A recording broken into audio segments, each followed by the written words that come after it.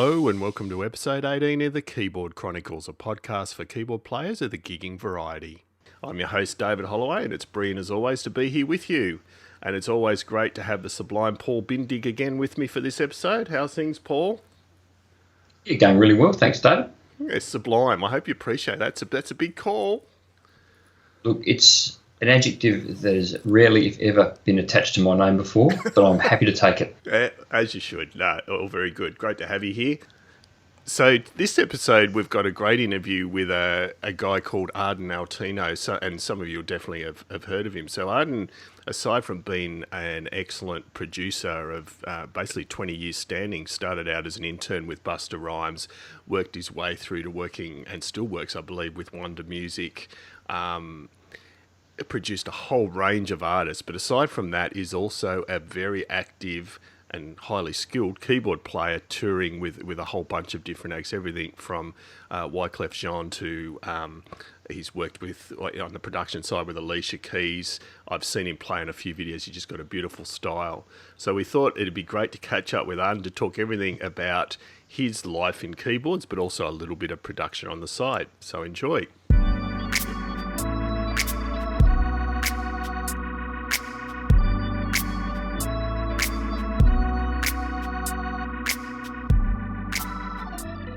Arden, thanks so much for joining us. Really appreciate it.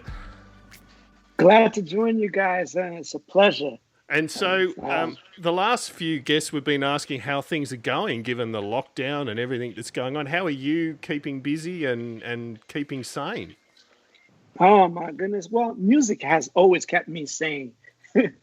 I think that's what saved my life. So, because, you know, where I'm from, I come from the the inner cities. I guess that's the way that you want to call it, from Jamaica, Queens.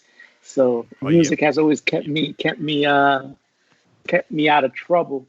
So the music has been keeping me, but it's quite interesting what we're going through right now. So it's how can I say, it's unexpected, but in some sense, it's sort of kind of cool in a way, because now you get a chance to spend time with your family. Yeah. That you never got. You know, you don't have that opportunity because you're always up on the go.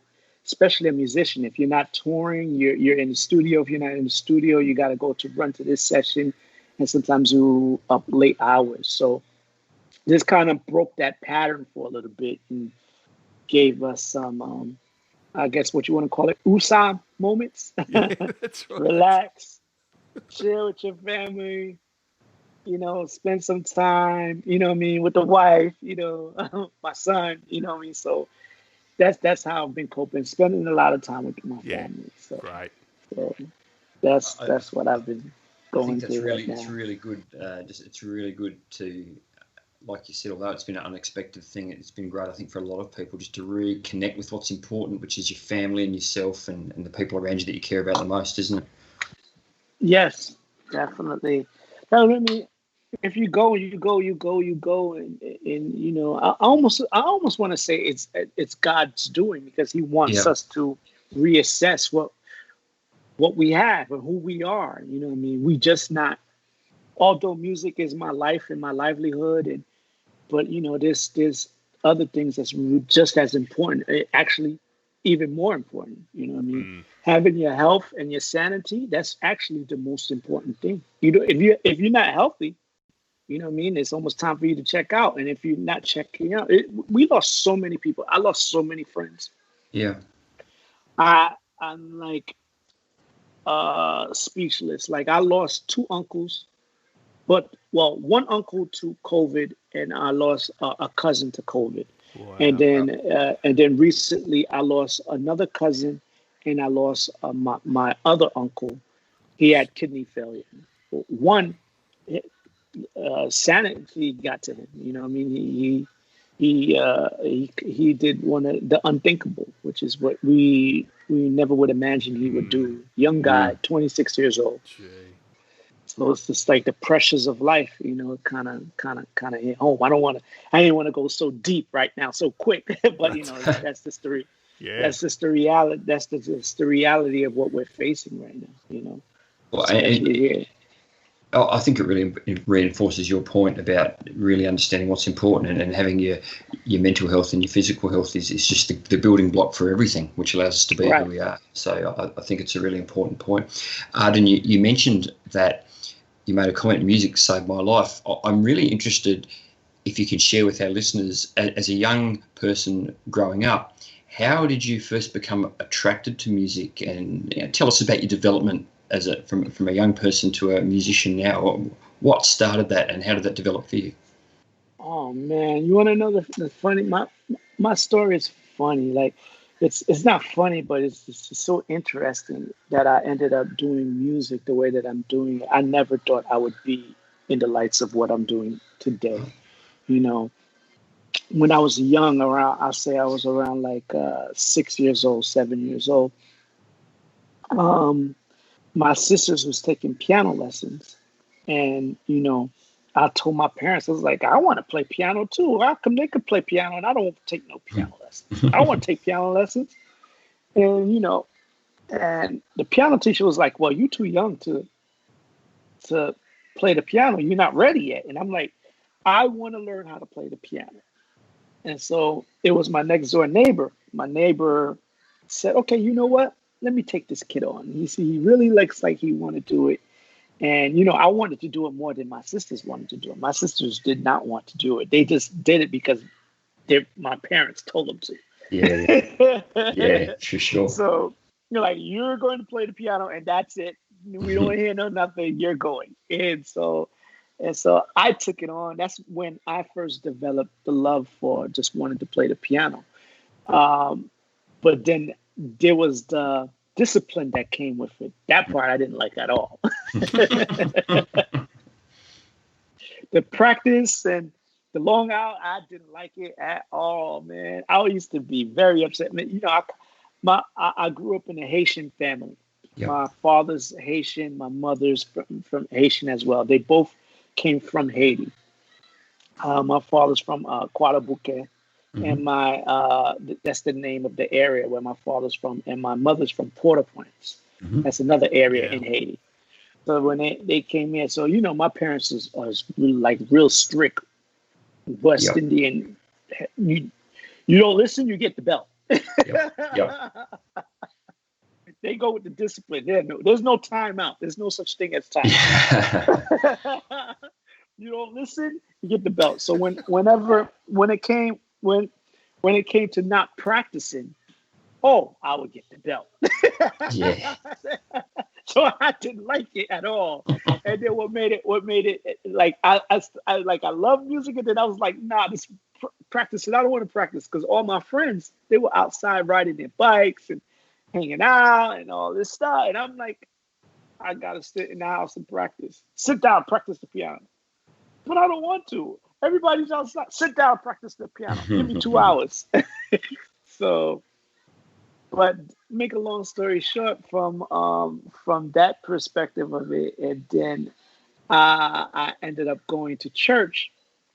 And in church, my parents are very religious and stuff like that. So we would always go to church every weekend, every Saturday. I was raised up Seventh-day Adventist. I don't know if y'all know what that is. Yeah. So I was raised in Seventh-day, so I had to be at church every Saturday. I had to be dressed up. And then one day, this guy just played the piano. And I think I must have been about like, after 4 years of me studying with my next door teacher, my neighbor, her name was Miss Berry. I was, very rebellious because, I was very reluctant to just want to play the piano at that point. But when that guy played the piano at church one time, whatever song he played that day, I don't know how he played it before, but the way he played it that day, I said, I want to play just like that. Whatever he did, I want to do. And that's when, after that, I stayed in music and just kept on playing forever until I'm now. Well, I'm 45, so till now, I'm 45. So I'll say from 6 years old, 7 years old to 45. Yeah. I don't know how. That's a long time. That is a long time. That's a career.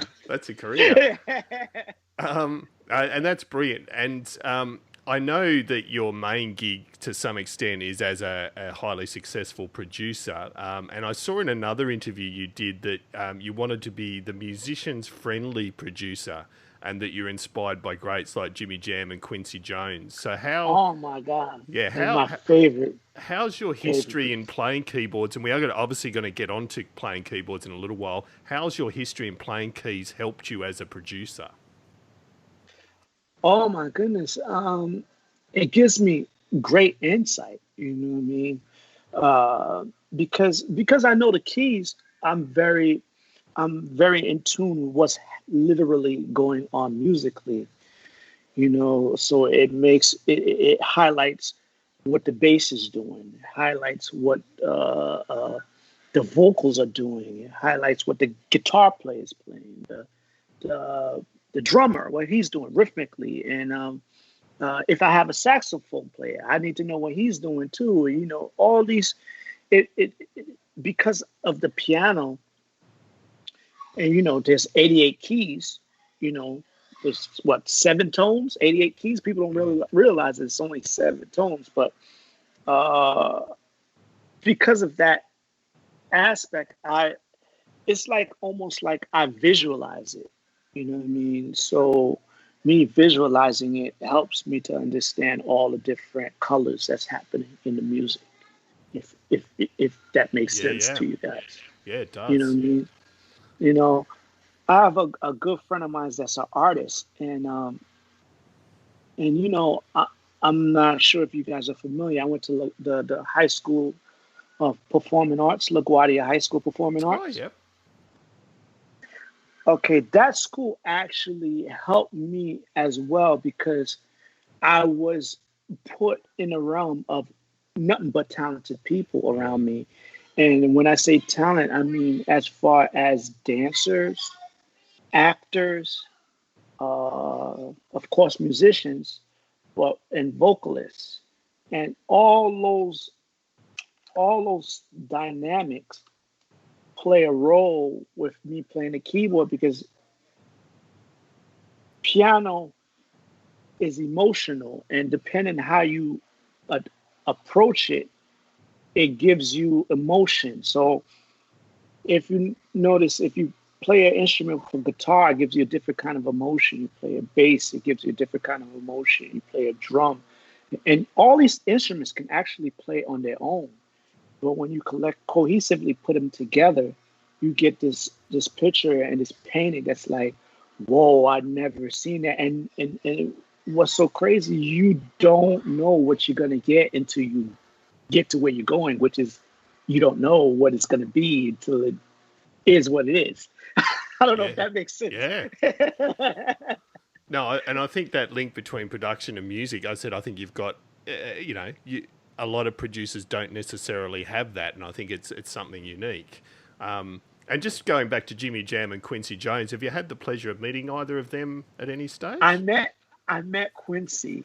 I met Quincy a couple of times, but I was always nervous to go say hello. But I finally met him, I'll say this summer. Actually, not this summer. This February, I met him at a function in LA. Like usually Grammy weekend, I always go out there, and then I had the opportunity to go to a pre-Grammy party that they had, and he was there, and it was a perfect setting because there wasn't a lot of people there. Yeah. So that's the best, because it's like his attention is just like, oh, that's Quincy. Oh my God, I'm talking. I shook hands with him. He gave me fist bump. We kicked it a little bit. He gave me some encouraging words saying, stay with your heart and do what you love, and to stay focused, and you'll get to wherever you're trying to go. So he gave me those beautiful words, and I'm holding on to that like for dear life. So yeah. I haven't met Jimmy Jam and Terry Lewis. I am so looking forward to meeting them. That's another of my idols as well. I can imagine. And just on Quincy though, Arden, I know you mentioned I think it was the same interview I saw, that you wished you'd had the chance to work with Michael Jackson, and obviously Quincy and Michael went hand in hand there at one stage. So let's say that, And I would have loved Michael Jackson to still be alive. If you had the chance to work with him, how would you have approached that working relationship? Man, first I gotta tell you, I left that part out. I don't know how I left that part out, but one of the reasons why I wanted to play the piano was because of Michael Jackson. You remember that concert that Michael Jackson had? I forgot what city it was, and he had the guitar player, and there was lasers shooting at the guitar. Oh yeah, yeah. Ever since I seen that concert, I was like, I'm gonna play for Michael Jackson, so I want to play the piano. That's how I ended up like becoming such a like. I was so adamant to my piano teacher that was living next door to me that I wanted to play. That was at 6. I was 6 years old. I think that's 7 years old. I can't remember, but I know that was one of the reasons that I wanted to play. And so, but I did get close. I wish I did get close to meeting Michael Jackson and playing for Michael Jackson. I did get close, very close. And I started working with Jerry Wonder, you know, and I know you guys are familiar with him. He plays with he's the reason of the Fugees. He's like the father of the Fugees. Mm-hmm. Him and Wyclef, they birthed that band together. And Jerry called me in to do some keyboard work, and they had to do a remix for Michael Jackson. It was a remix album that they were working on, right? And I'm like, what? Yo, Arden, we got to redo this song for Michael Jackson. I'm like, what? Yes. I'm like, this is my opportunity. Yes. At least if I don't play for Michael Jackson, I can say I work with him. That's right. And then I say within that year, I'll say a year and a half later, because within me doing the recording and then we got the bad news. Michael Jackson passed away. I was like, no, I didn't fulfill my dream. But then I was like, but I still got a chance to play on a record that he was on. So that's right. That's half the battle. So I was like, I was content with that, but I was just like, no, you know what I mean? Absolutely. But yeah, if he was alive today, man, I don't know. I don't know how I would react. I'd probably be starstruck. Yeah. All right, play a song. I'll probably get through it, but real talk, I'll probably be starstruck because can you imagine this? I was like 6, 7 years old, and I said I wanted to play for Michael Jackson, and I'm actually in front of him playing for him. I don't know how I would react to that. That's, it would be also awesome moment. That's all I could, that's the best way of describing how I would feel about that, It'd be like, it almost would be actually, well, to me, it still became a full circle when I was asked to work on that song. But it would have been even more of a full circle if that would have happened for me, you know what I mean? So I still think in a different life, a different universe, we're going to end up working together again. Yeah, absolutely. That's great. I hold on to that. And so we'll probably talk a little bit more about production later on, but just about your keyboard playing career. And what I've said in our introduction is it's amazing you've had the success you have as a producer and still managed to hold down, keyboard playing gigs to the extent that you have. So, whether it's Wyclef Jean or Melissa Etheridge, how do you approach touring and performing on top of everything else you do? Man, it's just a love for it, and if I could find room, I make it happen. My two favorite things is being in the studio is one of them, but being on stage is a different feeling, and to me, when I'm on stage, it just gives me an understanding of how I need to produce a record. You know what I mean? Or when I'm working with different producers and collabing with other producers, and just, it just gives me a perspective, because I visualize how the music can move the people. You know what I mean?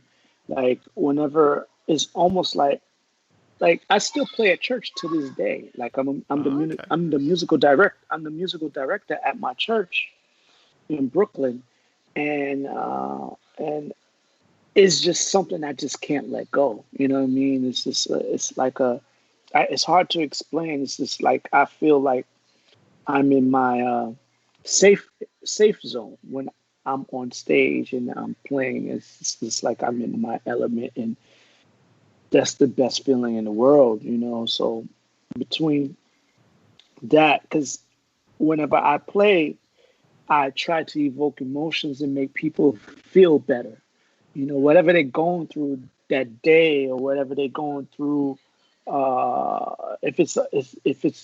if they lost somebody in their family, or if they just want to feel good and be happy, or if they just want to dance, or uh, like like I've always promised myself, if I I want to make people feel good when they're around Mm. me. You know what I mean? Like I want to leave that impact. Like even if it's my last time meeting them, or if it's for my first and my last time meeting them, if we ever cross path again, that I left a memory or something in their head. Like, oh, I remember him. He was that guy that he played that song for me, and he just evoked emotion out of me. Like and and like I go back to when I was listening to the piano player at my church, this guy named Benny Samuels.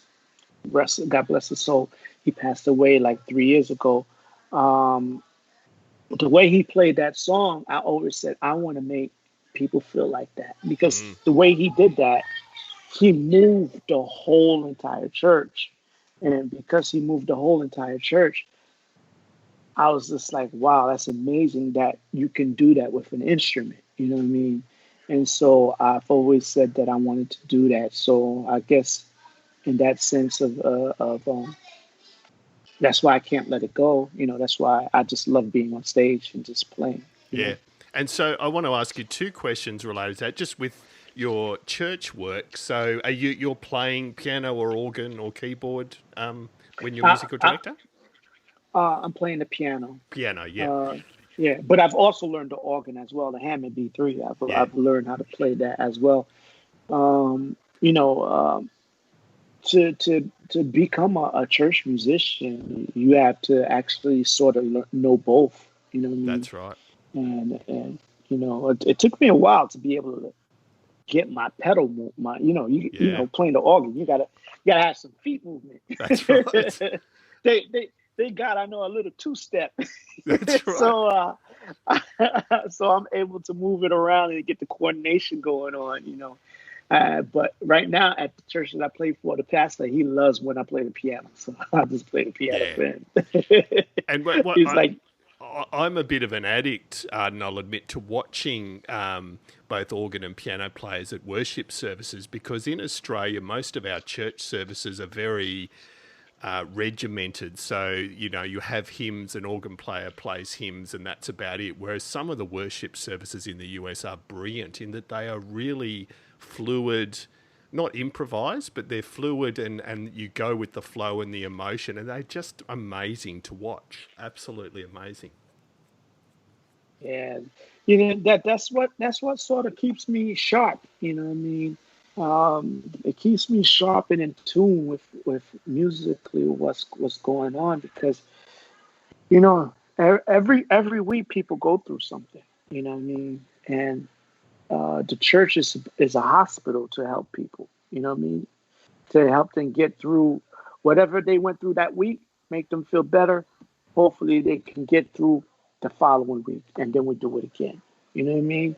It's not a place I could say it can heal you if you allow it to. You fight through certain situations and certain emotions, but it's sort of like a safe, like I said, it's a safe place where you could spiritually feel safe. You know what I mean? And my job is to engage and to help do that. You know what I mean? At the Mm. church, and then I take that same energy that I give to God, and I bring that same energy into the music, into the world music, and then I try to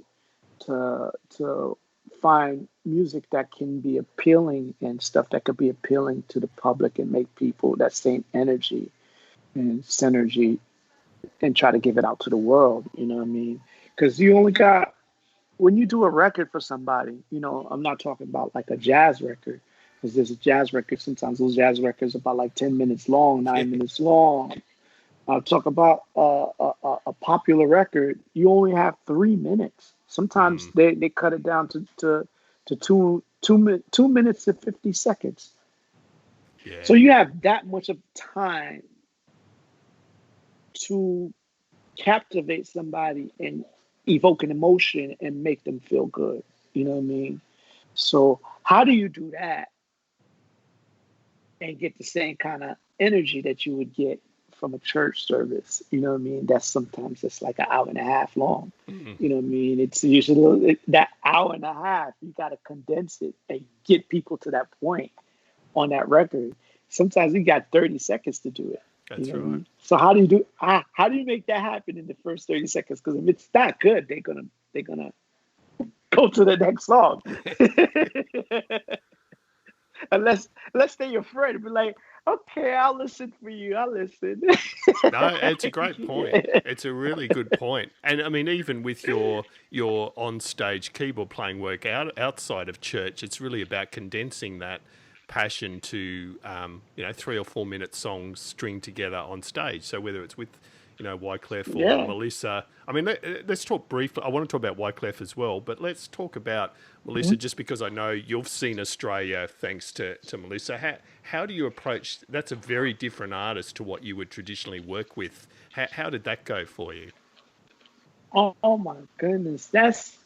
The funny thing, when in life you learn different styles of music, but you never know where you're going to learn when you're going to have to apply it. You know what I mean?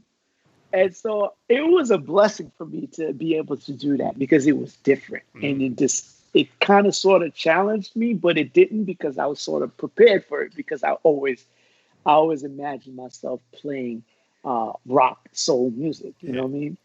So, that being, and not only that, it goes back to the church. I guess I hate to revert back to it all the time, but if you think about it, in the gospel music that we've been doing, they have different elements in all. You know what I mean? If you go to listen to some of the gospel, they have rock in it, they have pop in it, they have soul in it, they have R&B in it, they have a little bit of alternative. You know what I mean? They have a little reggae. You know what I mean? So they have culture, depending what culture you're dealing with. Sometimes it's if it's a Haitian, then they got the compas. If it's from France, they got a little bit of that Euro dark sounding kind of chords in it. So a little bit of all of that. So when I had the opportunity to go with Melissa, I was like, rock soul, yes. And so I'm like, I always wanted to play the organ and hear the guitar go. And when working with her was just like, wow, things that I see, but you see it, but then there's a difference when you learn how it's done. You hear what I'm saying? Melissa, when she go out with about like 20 guitars. 20 guitars. Yeah. And each guitar does something different. Each one has a different tuning. Sometimes the way that you play it gives it a different effect, gives it a different effect, gives it a different emotion, different styles. And then you have this outboard gear that goes to it. There's different pedals. And I'm like, Melissa, do you use all this? I thought you just played the one guitar. She's like, no, Arden, I got this song. With this song, I use this one, and I play it like this, and it gives me a different feeling. And then I use this guitar for this, and I'm like, what? And then the most unique thing about the whole situation was that's another part of it that I learned is like, literally each guitar gives the song a different kind of emotion and a different kind of sonic, which touches the masses in a different way. And so watching that was just phenomenal. And then on top of it, she's just a phenomenal player. I don't think people really understand how genius Melissa Etheridge is. Like, she really could play the guitar. Like, whoa. Yeah, and I think you're right. People perceive her as obviously a great singer and songwriter, and always picture her strumming an acoustic guitar, singing something like "Somebody Bring Me Some Water," and they don't get that deeper level. Man, that woman can play a guitar. She can play the guitar like no. All right, Prince and her could go toe to toe. Gee, okay, that's a huge call. Well, that's great. That shows you. Yeah. Wow. And that's where I stand up for women. Sometimes it'd be like, oh, she's a woman. Oh, yeah. No, I better start giving some women their respect. Yeah, absolutely. Like, I was like, when she played that guitar, I was like, okay, Melissa, I just want to watch you. Can I just watch you? I know I'm supposed to be working with you, but can I just sit in the audience? I'll just watch. I'm good right here. Just watch you play. That's it. Yeah, and you would be well across how popular she is in this country. So yeah, it's I was in your country. We did a tour there, right? Yeah, absolutely. Yeah. Oh man, was it 3 years ago? I'll say 4 years ago. But yeah. I start talking. I could keep going and on. So I don't want to. No, you don't want to ask me anything because I could keep talking for days. No, that's fine. We're learning a lot, and look, you've got a lot to talk about. You've had a really long and interesting career. Well, I was interested in the work you did on his track "You Smile" from his big smash hit "My World 2.0," the big album he brought out then. And you obviously had a writing role, a producing role, and a performing role there. And I'm just curious what it was like for you working with Justin, given that he was a very young person at the time, but obviously already becoming a big superstar. How was the dynamic working with him, and how did you, I guess, assist him and help him through that process? A funny story. It's funny that you brought that up because you want to know something. You want to know how we work? How we working right now, literally, virtually. Wow. Okay, there you go. That's how crazy it was. I was on tour with Wyclef at the time, and he was on tour doing a promo tour with I think his own promo tour for they was doing promo for pre-release of this of the 2.0. Yeah, right. Yeah. Which is the album I'm on, right? Mm-hmm. And so there was a couple of times we were supposed to meet up in New York and record the song. It didn't happen. So we were supposed to fly out to LA. When we tried to go to LA, he had to go to Europe or something. Something he had going on, so it didn't happen. Okay. So they loved the record so much. That record, man, there was some heavy weight involved in that record. Obviously myself, Jerry Wonda was involved in this song. L.A. Reid was involved in this record. Yes. Yeah. Craig Cowman, if you're familiar who he is from Atlantic, was involved in. It was a big fight because originally the record was supposed to go to a different artist. Okay. Right. And L.A. Reid heard the song, said, "No, this song got to go to my artist. It has to be for Justin." Nope, we're giving this to Justin. And so after going back and forth and going back and dealing with the politics and everything, Justin finally got the record. Justin finally went to sing the record. I know this guy named August Rigo wrote the song. And then we sent it over to Justin. Justin did his tweaks. And then we was just working virtually, back and forth until we all got it to a place where everyone was happy. We had a harmonica on that song. Oh, really? Yeah, if I could get you the original version, I don't have it on me right now. It's at the studio, but I would play y'all the original version. Man, yeah, we had a harmonica on that song. Ellie was like, no, we can't because it's gonna make him. We're gonna put him in a box. We can't put him in a box. He's a young kid. We got to take it off. We got to take it off. So we took the harmonica off, but they still loved the harmonica version because the guy that played the harmonica was amazing too as well. You know, like me, I just love being around musicians and just working with music and me working with Jerry.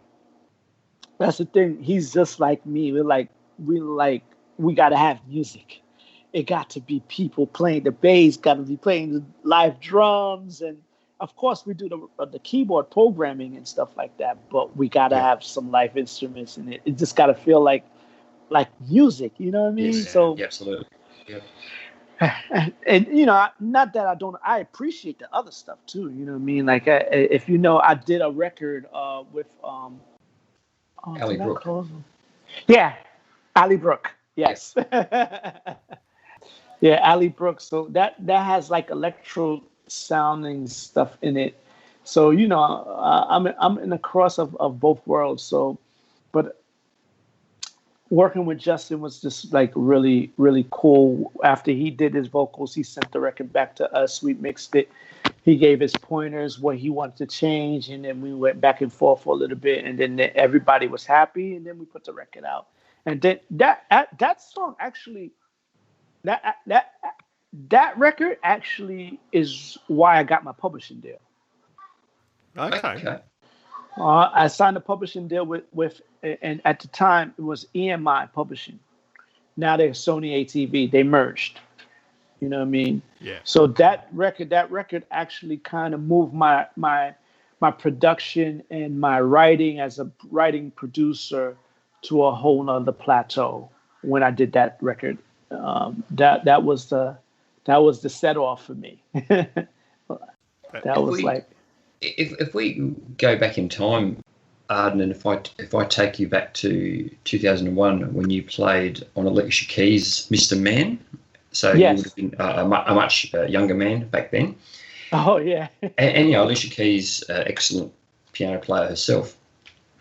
I'm curious how you approached that assignment of adding keys, and I'm curious as to what creative things you were able to bring to that. And if you were asked to do that sort of a collaboration again today, how might you approach that differently? Man, that record was my first record I've ever produced. Yeah, right. Wow. I was so green to the business. I had no idea what I was doing. But then again, that goes back to what I was saying. Like, I knew about all the elements of bass, guitar, drums, Yes. Piano. So if you hear it, I have a live violinist on there. Mm-hmm. Wow. Her name is Mary Benary. If you hear it, it's on that song. She's playing that.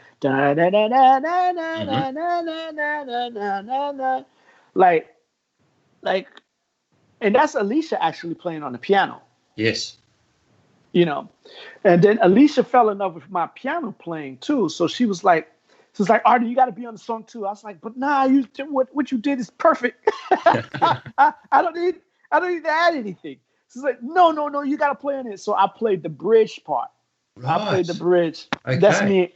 I played. That was me. I played the piano on the bridge, and then I kind of produced it along with myself and Jimmy Cozier and then Mary Benary. You know what I mean? That was my first record that I ever produced, and then it landed on her album, her first album, and then we went on tour together.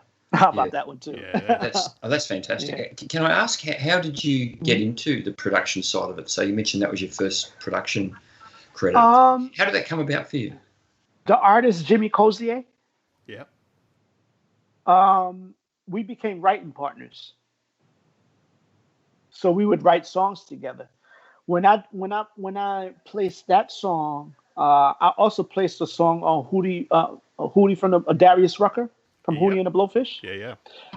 I placed a song called "Hold On." That's me on the piano on that one.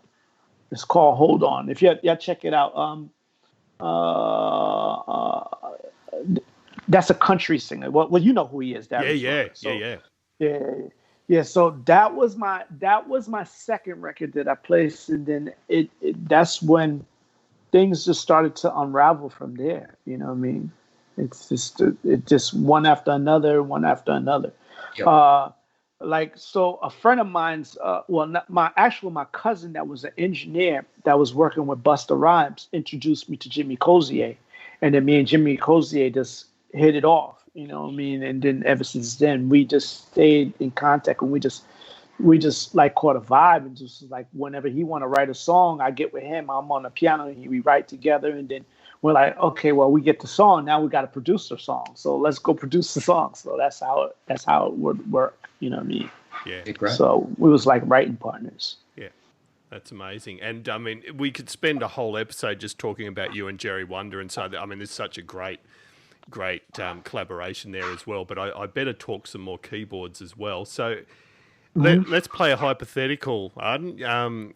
Wyclef calls you up today, says you're going out on tour in 3 months' time. What's the gear that you absolutely have to take with you? Okay, I'll probably take, when I was doing Clef, I always had me a Roland keyboard. My Roland was always my favorite keyboard. With Clef likes background singing. So I have this keyboard that's like a vocoder. Oh, yeah. But it's not like it's called a Roland VP-550. Okay. They don't even make it anymore. They got a new version, but that is like a voice box. So I would use that, and then I would use at the time when I went on road with Clef, I probably used the Roland. What's the one? The basic Phantom. Phantom. Yeah.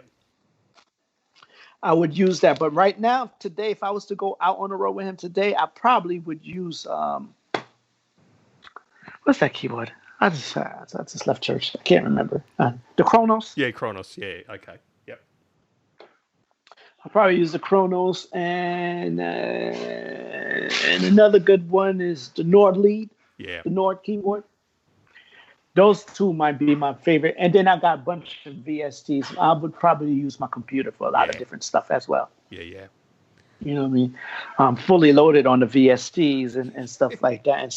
And I could manipulate it to sound the way that I want it to sound and do things that I want. You know what I mean? Yeah. But I'm only time I'm scared sometimes because, you know, going out on the road and just the wear and tear that comes with traveling on the computer is not good. You know what I mean? So you could plug in your computer and say if it's only just your computer that you're using, you might run into a problem. That's right. Yeah, that's always a fear of mine too. Agreed. And as far as a player, Arden, what are some of the biggest lessons you've learned? You know, playing either those big gigs or at church. You know, what have you learned about yourself as a player that you'd like to pass on to others? Discipline. Gotta be disciplined. You know what I mean? That's what and sometimes I try to tell musicians that's young, like that's starting into it, it's not about you. It's about the entire picture.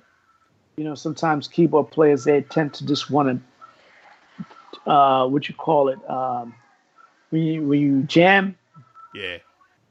They want to do they want to do a lot of runs and all that stuff and different chords and stuff like that. There's a time and a place for everything, you know what I mean? So I always say, understand what the gig that you're doing and understand the artist that you're working with and understand what they need. There's what they need and what they want and what you want as well. You know what I mean? Make sure you giving them what they need, you know what I mean? And then if there's room for what you want, you sneak it in there, but so subtle that they appreciate what you're giving. You know what I mean? So That would be my best advice to any upcoming keyboard players and stuff like that. That's You know, great. discipline and be on time. Yes, and you're right. But a lot of people don't mention that, but that's a really, really good point. Yo. Be where you're supposed to be. Don't have them looking for you, man. You know, if you're good, there's only so much they'll take. You know what I mean? Yeah. After a while, they'll be like, oh, "Wait, are you the star? Wait a minute."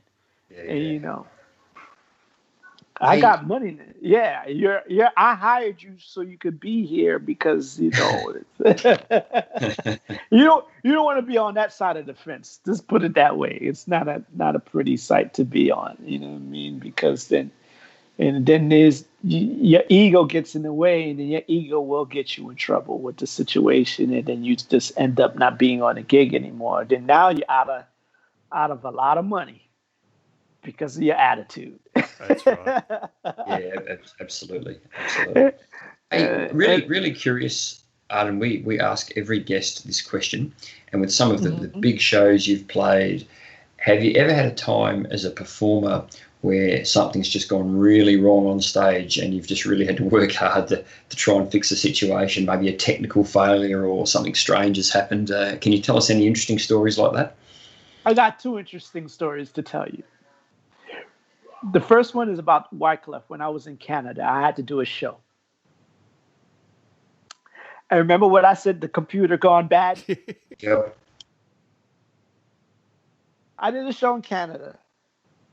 Thank goodness I had one keyboard that I said I will always keep this keyboard just in case. I went to hit play on my computer went blank, like died, like no. And then I had a lot of the sounds on my computer. Clef is looking at me like, "Where's the horns?" And I'm like, "I don't have them." They're not working. And he's like, "What's going on over there with you?" And he's looking like, "Where's that string that you normally use?" But guess what? I'll be with you in 2 seconds. So I ran to the other keyboard. I started finding out sounds. He's like, "It sounds different, but okay, it could work." After the show, he came to me and said, "What happened?" I said, "You really want to know? Look, my computer died." He said, "Oh, that's why you was fiddling over there. I was kept looking at you, and you just looked like you was like going crazy." Yeah. My tech at the time was trying to figure it out for me. It was like, "What's going on?" We unplugged the keyboard, we plugged the keyboard back. The show's still going on. Oh my God, that was not fun. No. Another nightmare. This one happened with Melissa Etheridge. It wasn't my fault this time. It was the drummer. The drummer started playing a beat that was not part of the song. And we started playing the song. And then we played the song. And then we all looking at each other like, something's wrong. And then the drummer looked at us. He said, "Oh my God, I hit the wrong song on the drum pad.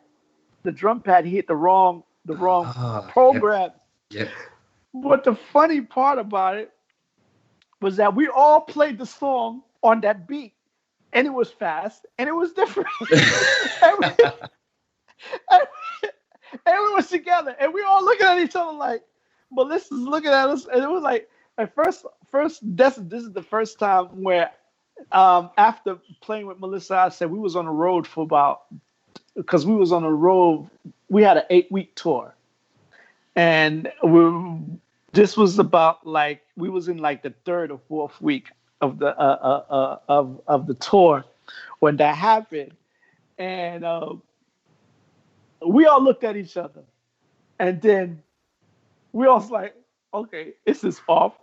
right? And then we finished playing the song, and then Melissa turns around and said, "Hey, folks, sometimes things be different."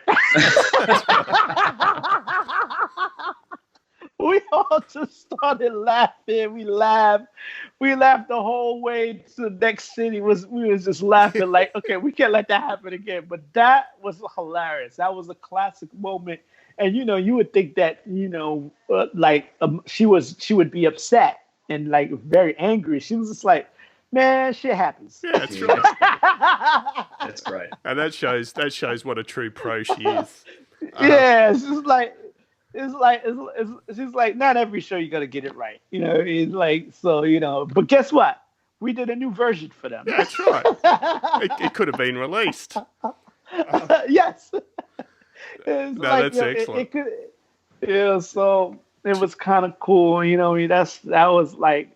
There's more stories, but those were the ones that really just stuck out to us. They're two good ones. No, that's excellent. Yeah. Now, Arden, what we always do is, and this is our last question, sadly, but we always wrap up with the old Desert Island Discs question. So this is 5 albums you couldn't live without. Oh, 5 albums I couldn't live without. Well, I could tell you right now, Dr. Dre is one of them. Yep. I could say another one. The Fugees album I can't live without either. Yep. That's a classic. Oh my God, another Michael Jackson album I couldn't live without either. Which one would you choose of Michael Jackson album? Oh man, I think the one with Beat It on it. Yeah, yep. What's another album that I can't live without?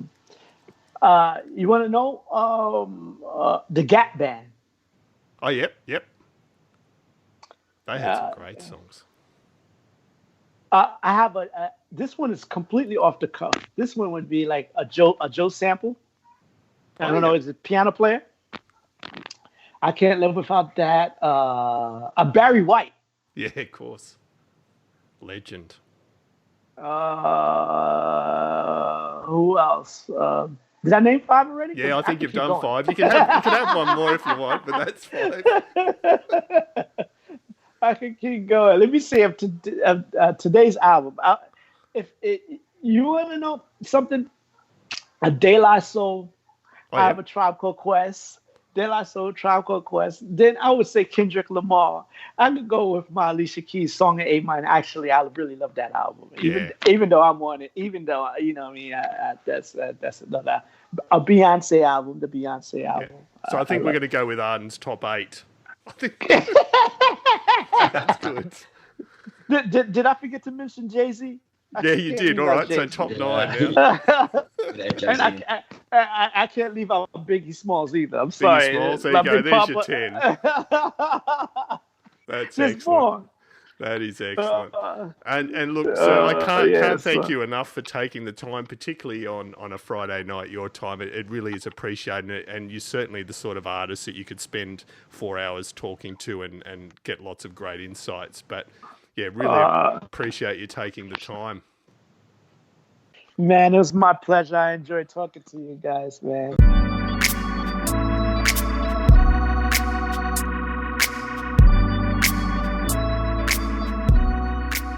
And there we have it. A huge thanks to Arden again for taking the time. I enjoyed the hell out of that. I mean, I'll be the first to say hip-hop's not my most familiar territory, even though I respect the hell out of the genre and the people that make it. Paul, did you enjoy that?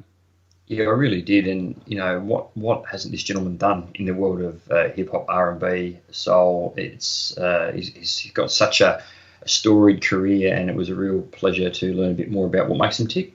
Yeah, no, really good stuff. And I can see he's got another probably 20 or 30 years of solid career ahead of him. As do we all, Paul. As do we all. Hopefully. Fingers crossed. So, yeah, thank you again for listening. We'll be back again in a fortnight or so. But just a reminder, you can keep in touch via a few means.